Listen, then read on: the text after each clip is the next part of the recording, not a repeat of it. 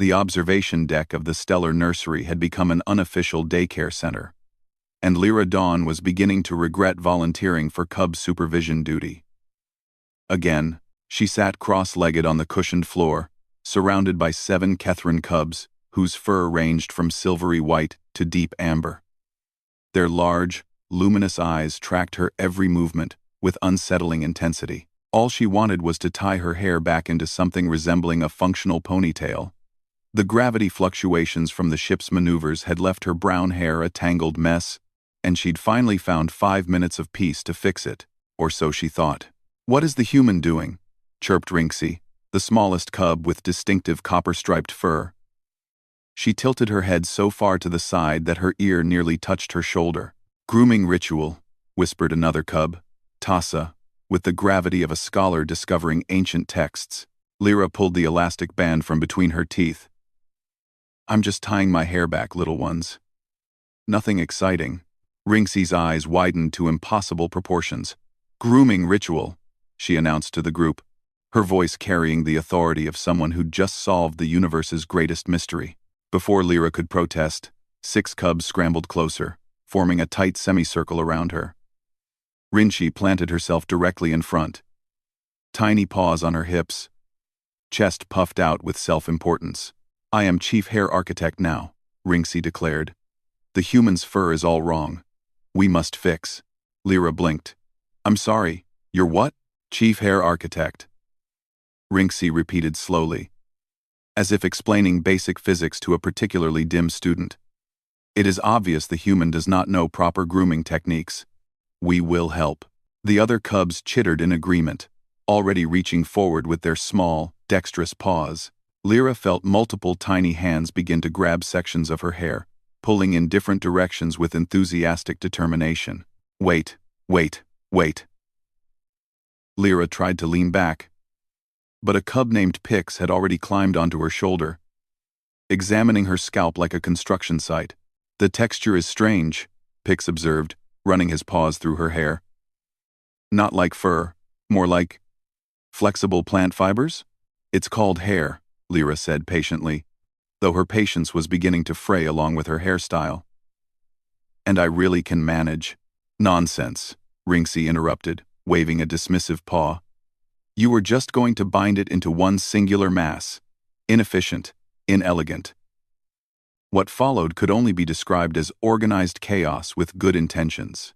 Rinksy appointed herself project manager, dividing Lyra's hair into sections and assigning each to a different cub. Tassa received the left side, Pix took the right, while 3 others, Mora, Jix, and Little Nev, were given the back sections. The 7th cub, Kesso, was designated Quality Control Inspector and took his job far too seriously, periodically pulling on random strands and announcing, "Tension insufficient," or "Structural integrity questionable."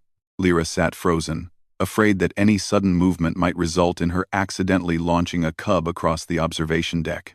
Through the transparent dome above, she could see the swirling colors of the Andara Nebula, a reminder that she was light years from Earth, having her hair braided by alien children who'd apparently attended a single workshop on engineering principles. "We will incorporate the twisting technique from Kethrin tail grooming," Rinksy announced, attempting to wind a section of Lyra's hair around itself. The result looked less like a braid and more like a confused pretzel. "Perhaps the human's fur requires different handling," Tassa suggested diplomatically, her section somehow tangled around her own paw. "No," Rinksy insisted. "We adapt. Overcome. This is the Kethrin way." Lyra closed her eyes and tried to find her zen. This was fine. This was what she'd signed up for when she joined the Interspecies Cultural Exchange Program. Building bridges between humanity and the stars. Fostering understanding across the cosmos.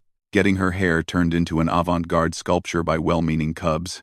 "Chief Architect," Kesso called out, tugging on a strand. "This section appears to be stuck to Mora's whiskers." A moment of panic ensued as the cubs tried to untangle Mora, whose face was now partially obscured by Lyra's hair. Through it all, Rinksy remained unflappable, issuing commands like a tiny general. "Pix, provide support. Tassa, counter tension. Nev, stop chewing on that.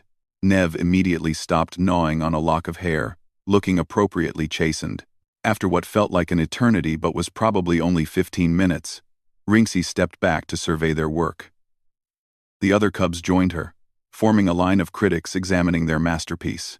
Lyra's hair had been divided into approximately 12 different sections, each styled in a completely different way. She had what might generously be called braids on one side, twisted knots on another, something resembling a bird's nest at the crown, and several pieces that stuck straight up for reasons defying physics.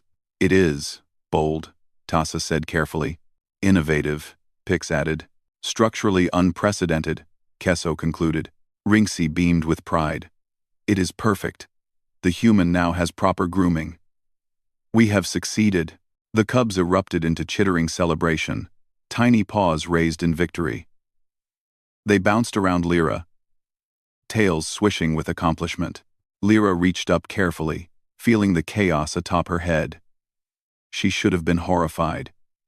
She should have immediately gone to fix it. But as she looked at their proud, excited faces at Rinksy's puffed-out chest and Mora's relieved expression now that her whiskers were free, something shifted in her chest. These cubs had tried so hard. They'd worked together, problem solved, adapted when things went wrong. They'd cared enough about this strange, furless alien to want to help her, even though they had no idea what they were doing. It was ridiculous. It was absurd. It was the most human thing she'd experienced in months. Lyra smiled, wide and genuine. You know what? It's absolutely perfect. Thank you. Chief Hair Architect. Rinksy's ears perked up so high they nearly launched off her head. You are pleased? I am delighted, Lyra confirmed. The cubs exploded into fresh celebration, and this time Lyra joined them, laughing as they danced around the observation deck. Above them, the nebula swirled in cosmic colors, witness to a small moment of connection across the stars. Later, when Commander Thex found her still wearing the catastrophic hairstyle during the shift change, his 4 eyes blinked in confused horror. Specialist Dawn, what happened to your hair? Lyra touched the chaotic structure proudly. Art happened. Commander. Interspecies art. Behind her, hiding just around the corner, 7 cubs listened anxiously for his response. I see, Thex said slowly. Does it have structural integrity? Absolutely not, Lyra replied cheerfully. But it has heart. She heard the cubs' delighted chittering echo down the corridor, and she knew tomorrow they'd probably try to improve something else. Maybe her uniform. Maybe her boots. She couldn't wait.